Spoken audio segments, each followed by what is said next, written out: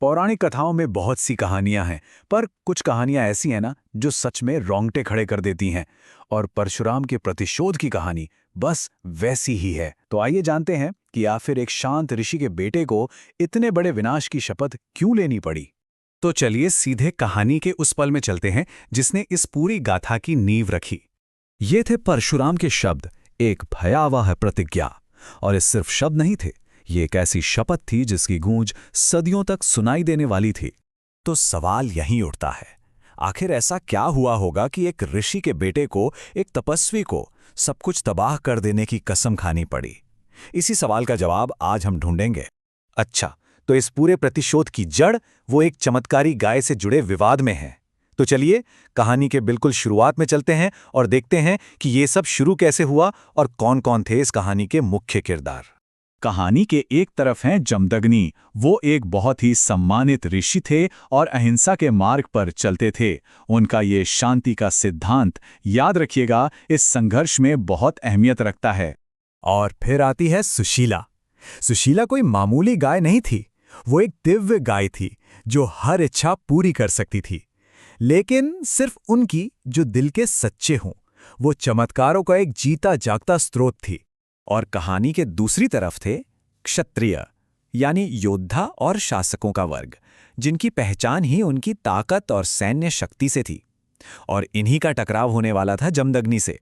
तो सारी गड़बड़ तब शुरू होती है जब एक क्षत्रिय राजा के बेटों की नजर उस दिव्य गाय पर पड़ती है और बस वो उसे अपने लिए मांग बैठते हैं। उनका यही लालच इस पूरी विनाश लीला की पहली चिंगारी थी। लेकिन देखिए, ये लड़ाई सिर्फ एक गाय को लेकर नहीं थी। असल में ये दो अलग अलग दुनियाओं, दो अलग अलग सिद्धांतों का टकराव था। एक तरफ था धर्म और दूसरी तरफ थी ताकत। इस पर ऋषि जमदग्नि का नजरिया बिल्कुल साफ था। उन्होंने कहा, राजा का कर्तव्य प्रजा की संपत्ति और प्राणों का रक्षक होना है, उसका स्वामी नहीं। मतलब उनका मानना था कि एक शासक का काम रक्षा करना होता है, चीजों पर कब्जा करना नहीं। और यहां पर दोनों की सोच का फर्क साफ नजर आता है। एक तरफ ऋषि का धर्म था जो कर्तव्य की बात करता था, रक्षा की बात करता था, और दूसरी तरफ राजा की शक्ति थी जो मानती थी कि जो वो चाहें वो उनका है और उसे हासिल करने के लिए बल का इस्तेमाल करना उनका हक है। और यहीं पर कहानी में एक दिलचस्प मोड़ आता है। जमदग्नि जो शांति के पुजारी थे, उन्होंने भी यह साफ कर दिया कि उनकी सहनशीलता की एक सीमा है।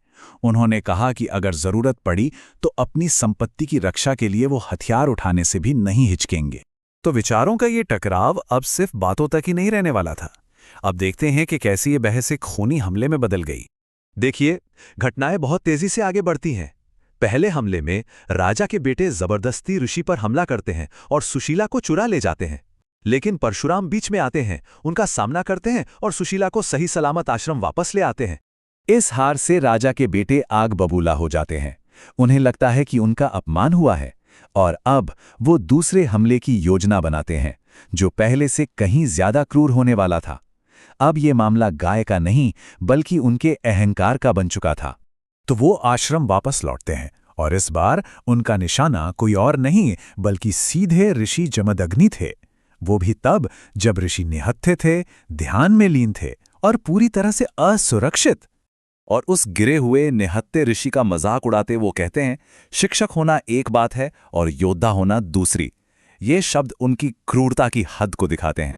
पिता पर यह जानलेवा हमला, यही वो पल था जिसने सब कुछ बदल कर रख दिया। और यहीं से कहानी घूमकर वापस उसी जगह आ जाती है जहां से हमने शुरुआत की थी।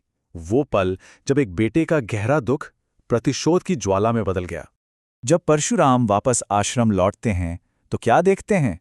उनके पिता की हत्या हो चुकी है और उनकी मां गहरे सदमे में, दुख में डूबी हुई हैं।